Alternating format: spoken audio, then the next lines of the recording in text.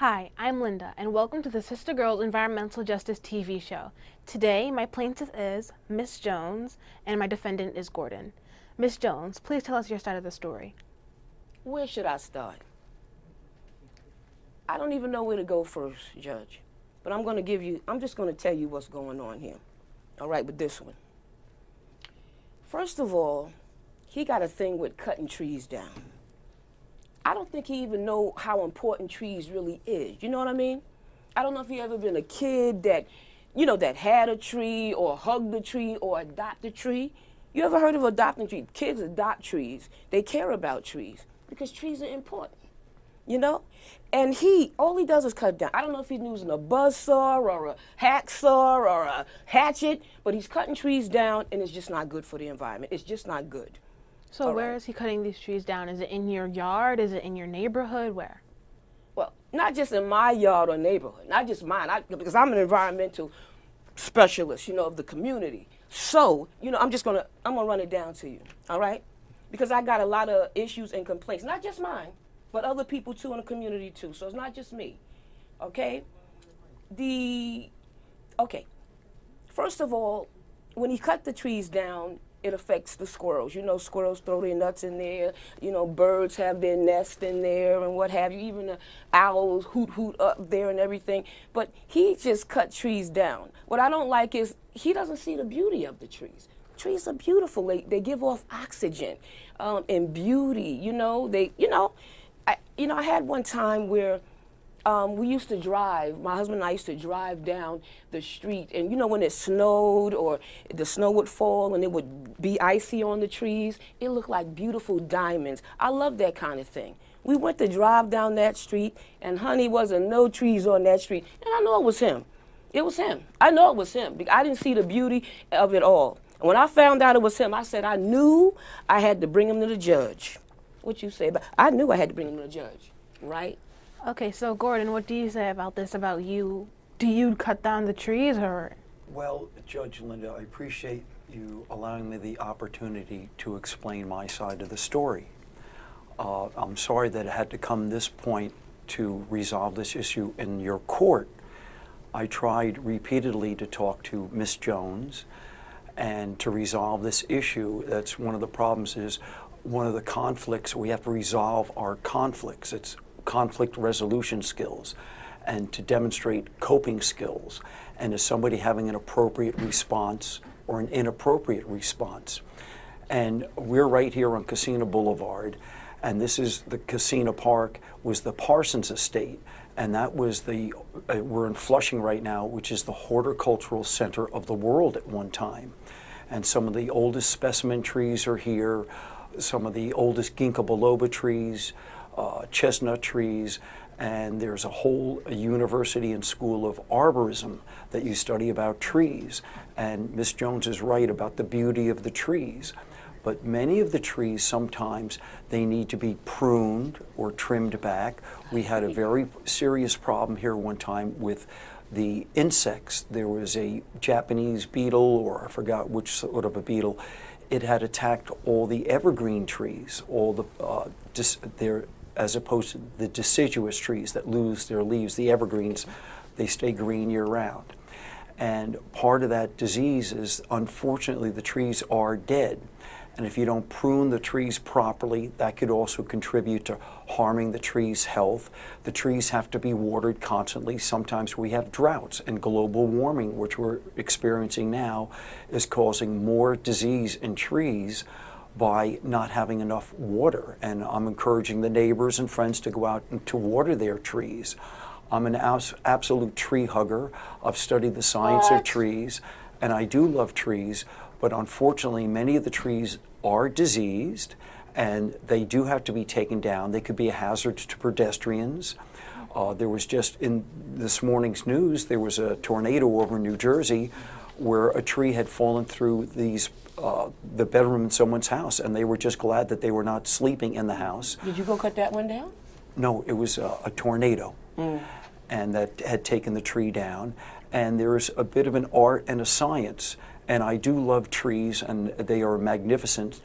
And many people don't know that the trees do communicate through their they give off pheromones and hormones where Yes. through the air. Yeah. We know how they're pollinated, and I'm a devout tree lover, Your Honor, and I'd never honestly, maliciously intend to hurt a tree or do damage. Well, did you hear that tree speaking or giving off a vibe when you chopped it down? The one by Mrs. Greenbaum's house? Oh, poor Mrs. Greenbaum had that tree a long time. She planted it when her grandchildren were born. Next thing I know, plow, the tree was gone. She was very upset. She came to me in tears. I didn't know what to say or do.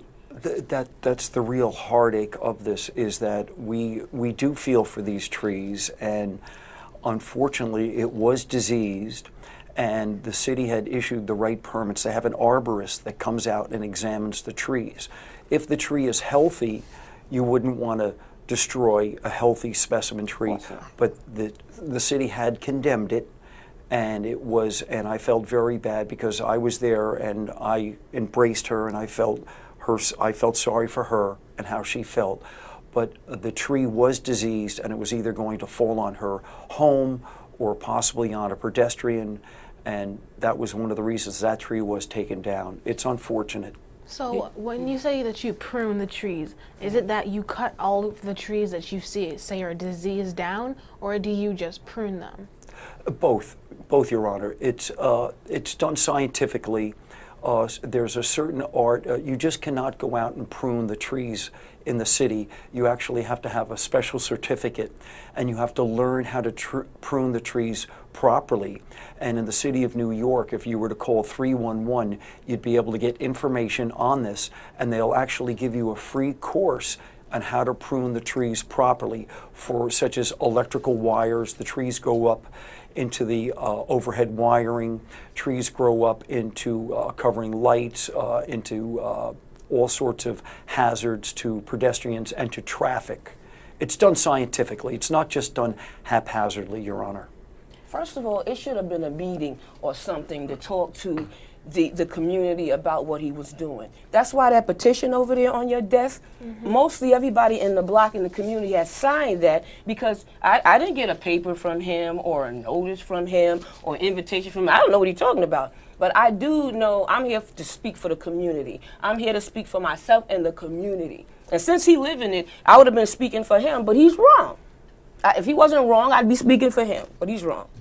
Now, when you say that in the community itself, that these trees are being chopped down and that it's affecting the community, is it on city property, or is it on like the space of land in front of the person's house that it's the person's property too? Okay, some of them are in private properties, okay, like Miss Greenbaum's. Hers was a private one, you know what I mean? Because she was able to plant the tree and everything, you know. Yeah, but what it is some of them is on, the state and, the city property things too. It's still for, for the beauty and the oxygen and everything. And he could do it better than what he's doing, okay? Instead of hurting or harming or anything, I think he just should be able to do it better, or this petition wouldn't have been sent around or signed or anything like that. I'm not trying to do anything behind his back or take him down or anything like, well, maybe take him down, but I'm not trying to do that if he was doing the right thing. Since he's a tree hugger, he got to act like a tree hugger. A tree hugger wouldn't take a tree down that shouldn't go down. Mm-hmm. So if he did get something that was rotten and couldn't be treated, that's understandable. But for the good ones or the beautiful ones or the ones, because you got your oak tree, you even got apple trees and, all kind of type of trees, even some trees with flowers on them, so I just don't know. It just feels butchered to me. You know what I mean? Like a butchering kind of thing to me. So in New York, if there was a tree that was dying or deceased or anything like that, a property owner is responsible for all the trees on their own property. So more specifically, yes, the trees the trunk itself on the property, because there's such thing as overhang where maybe a branch or two is on another person's, but where the trunk is usually whose property it's on.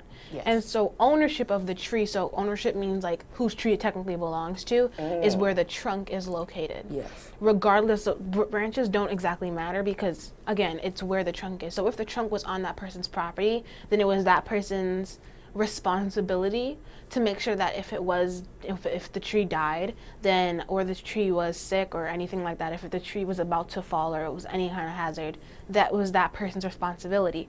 So if it was tell me, did you cut down any trees that were on private property? Absolutely, Your Honor. Okay. See? Absolutely. He's on my radar. He is on my radar. My eyes is watching him. I've always been watching him. They are on private property. And as Ms. Jones clearly said, as far as community meetings and people getting together, that is an excellent idea. And I'd be willing and happy to talk to any community meeting at all. But it's not actually within the purview or the realm of my responsibilities as a person that's responsible for cutting down the trees. This is something that the community should really go to their local city council members and to call up 311 and find out who your community city council member is, and your local state senator and your local assembly people, and to contact them and to have a better communication. This is a great idea, Ms. Jones having this idea, this petition. This is the right way to resolve your problems. But as a person that's limited in what the scope and realm of my responsibilities are, that's something that's really not my thing to go to community meetings. Unless I was invited, I'd be happy to accommodate them.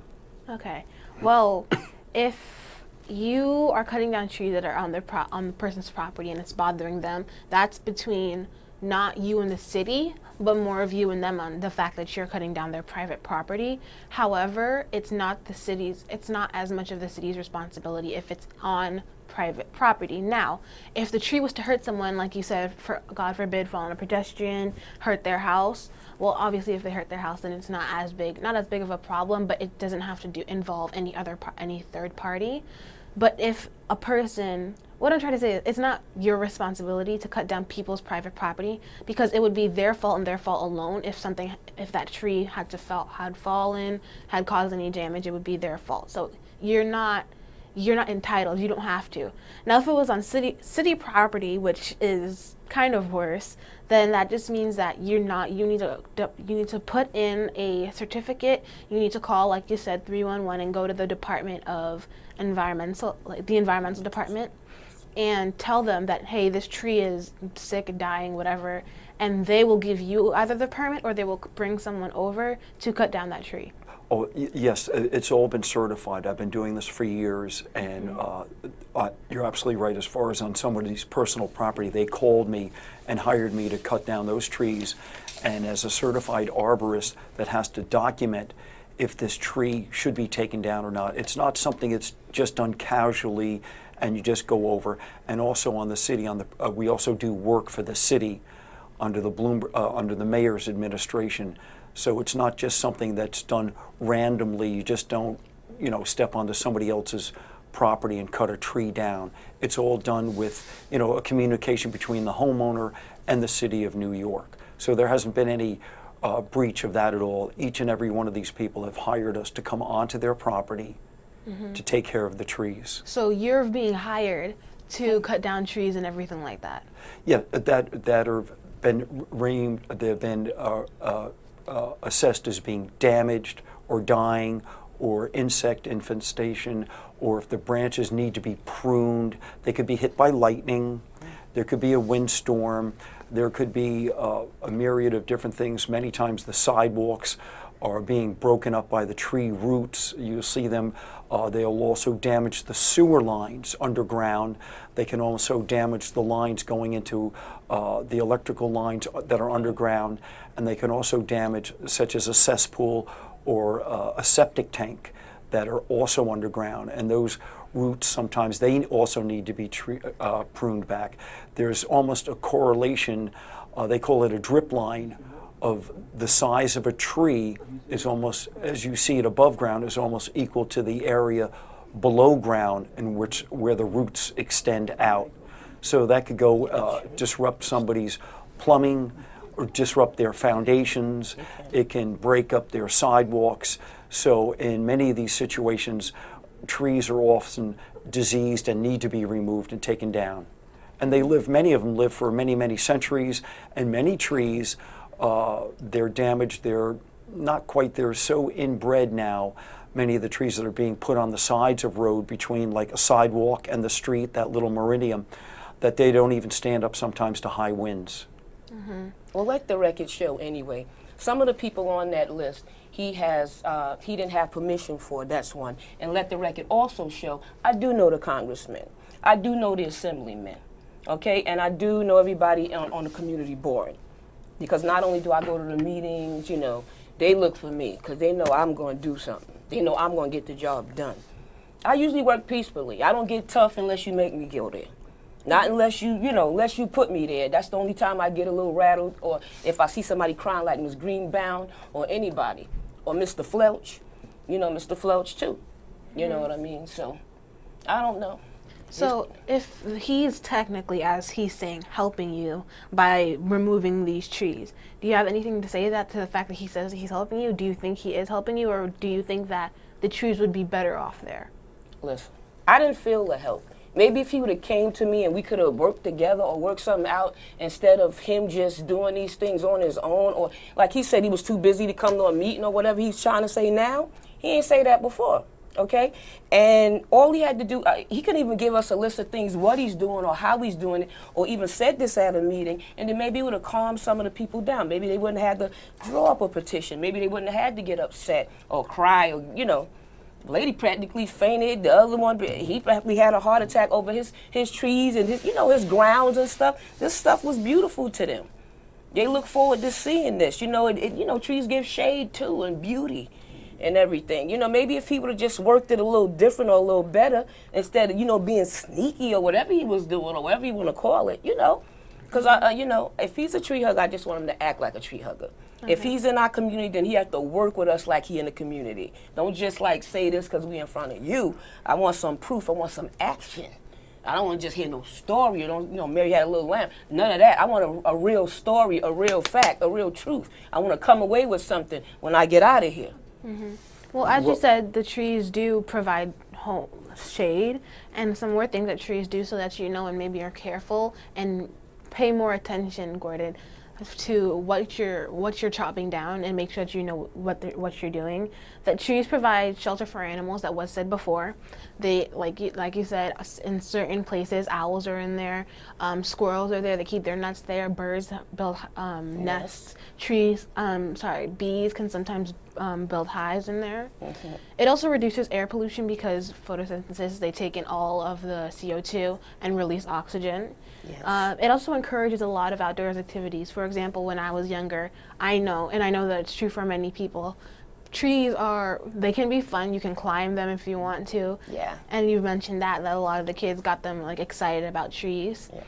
And they also help reduce energy costs by influencing wind speed and reducing glare for some places. Mm. So it's energy efficient as well. They also absorb CO2 and sulfur dioxide and release the oxygen, like I just said. Yes. If you didn't know, we breathe oxygen, so it's helping us either way. Yes. And a fun fact, I guess, is that one single large tree, and a large tree isn't that large since trees are large in the first place, can produce a day of oxygen for 4 people. So that's quite a bit of oxygen, and considering the air, the pollution in the air, the state we're in now, we need as many trees as we can. So when you're killing these trees, even if they're dead, then they're not going through photosynthesis. They're not using all of the CO2. So that makes sense for you to be cutting down dead trees. But even if they're a little sick, and if they're especially still alive, then they're still doing a great deal for a community.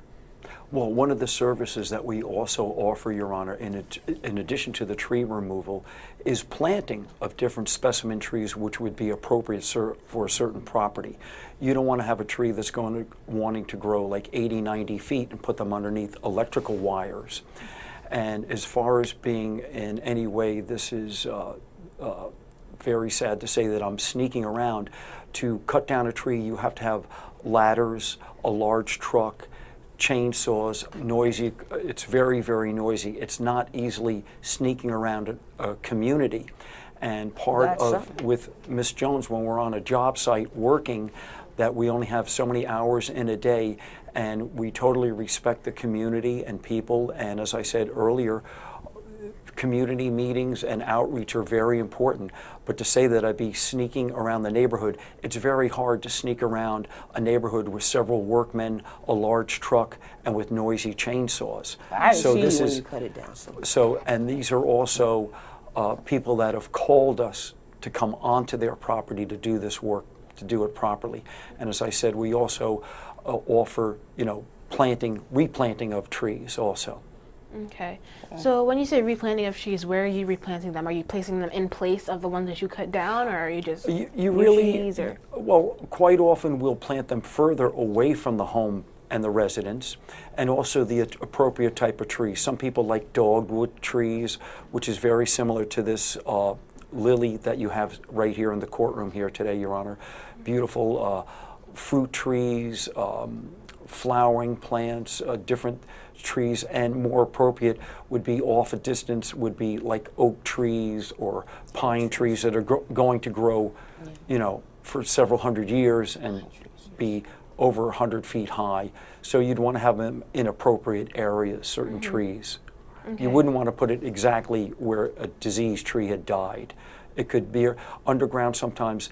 Going into people's homes, there are gas leaks. If people have gas going into their homes, sometimes there's pollution underground that who knows what could be there. Sometimes there are oil tanks that are underground, they leak. There's all sorts of different reasons why a tree would die and be poisoned. Mm-hmm. Well, just so that you know, by New York state law, no property owner by any means is permitted to allow a tree, shrub, any plant, in this case we're talking about trees, growing on their property or near their property to obstruct or interfere with the view of drivers. So this is more moving away from the fact that it'll hurt people, just obstruct, well, either way it's going to hurt people, but it's the fact that they're obstructing the view of the drivers' vehicles or pedestrians in any way on the sidewalk to create a traffic hazard. So things like traffic hazards, if they're in the way or if they're just pose a threat, then that's a reason to cut it down. But if it's not doing any of those things, there's no reason to cut the tree down, obviously, unless it's dying or dead. And if it does affect anything, the property owner can prune the tree. So property owners are allowed to prune the trees. They're allowed to cut them down if they need to so that they don't obstruct the tree. Because I think it's a better decision to either cut the tree down or prune it than it is to hurt somebody or to get a ticket by the law. So by law, you're required to prune it anyways. Do you understand? Yes. Okay. And however, there's a lot of, for example, you have to provide clear space around it. You can't hurt anyone else's. Like, you're not allowed to hurt anyone else's property. If you cut a tree and it lands in someone else's property, obviously you're still going to be responsible for that.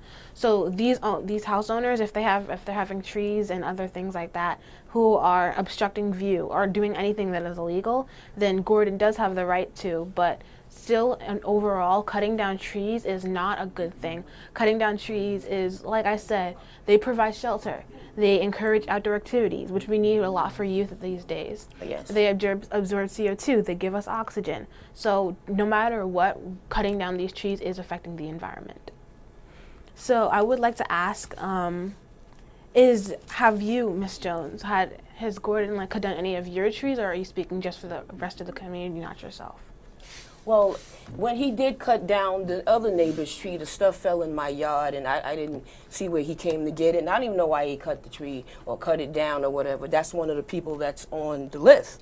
So, I don't know. I like I said, I was fighting for myself and for the community and other people. Mm-hmm. So I'm surprised because what he's saying about trees and what he's doing about trees is just two different things. And for him to be so educated with what he's saying today, I'm surprised that he went the way he went. So that's why I had to come where I went, okay? Mm-hmm. All right. Now, I just would like to know, because that affects city authorizations and city grants. Yes. In your community, is it that you live in a wetland, anywhere near a wetland or a natural habitat or anything, or is it just like rural area? Yeah, well, it's around here, like he said. Mm-hmm. It's around here, through here, Okay. Yeah.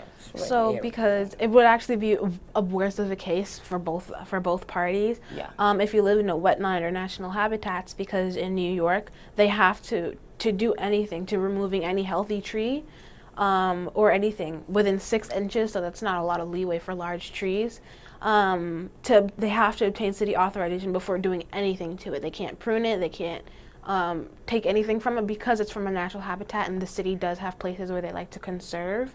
Now, I don't know if the area you exactly live in, the city is a place to conserve, but if it's around here in Flushing, Yes. then there isn't very many like big parks here that I know of. There's a lot of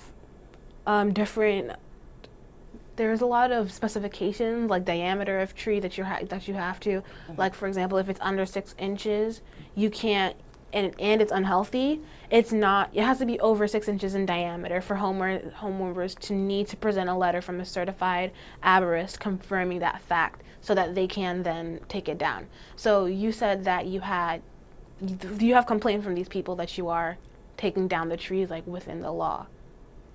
Would you repeat that, Your Honor? You said that, for example, if somebody had a tree that's 6 inches or more in the wetland or anywhere near a park, and the tree is unhealthy, and a homeowner has presented a letter from a certified arborist confirming that fact, you're one of those people who have gotten one of those letters and have to take it down. Oh, of course, yes. Okay. Everything is done. So everything is certified and everything. It has to be done properly. As Your Honor, there's no such thing as sneaking around with a crew of workers and a truck. You've got to be certified by the city. He did. I don't care how much the thing makes noise or whatever. He did, because I look around all the time. And he did. He snuck. Come on, at least a couple. Why would they write that? All of them saying they didn't hear you or hear the bus or whatever. I don't know. I know machines is noisy, you know. I just want you to do something about him. You know, he's picking my last nerve at this point. All right? So do something about him and his cutting self, okay? That's all I came here for, me and for the people. All right? Us tree lovers. Well, okay. Well, I guess you're both tree lovers, and that means, Gordon, you know that. Do you realize like what you're doing to the environment? Like, although they might be unhealthy or anything, do you realize that you're not only cutting down, not only are the trees, also I didn't mention that they're good for aesthetics. So. But also, Your Honor, that we also are replanting trees. Many trees, different species, as I said earlier. Some of them that are appropriate ornamental type trees. As you said earlier, they offer shelter year-round. The evergreen trees that are really not being replanted, and there's a great need for that. The evergreen trees, the pine trees that provide food and shelter for the animals in the winter, the hawks, the different birds and everything. And it's also a nesting place for them. It provides shelter for them too. Those are trees that need to be replaced. Quite often you'll see many people take their Christmas trees and they'll actually have a Christmas tree in their house at Christmas time with the root ball and everything, and in the spring they'll plant it out in their yard, and we provide that service also to assist homeowners. Well, I'd like to give my verdict that you become a volunteer of the Sister Girls organization so that you can give back to your community. So thank you. Good, because I'll see you at the next meeting. And please come to the meetings. That'd be great. Thank you. Thank you.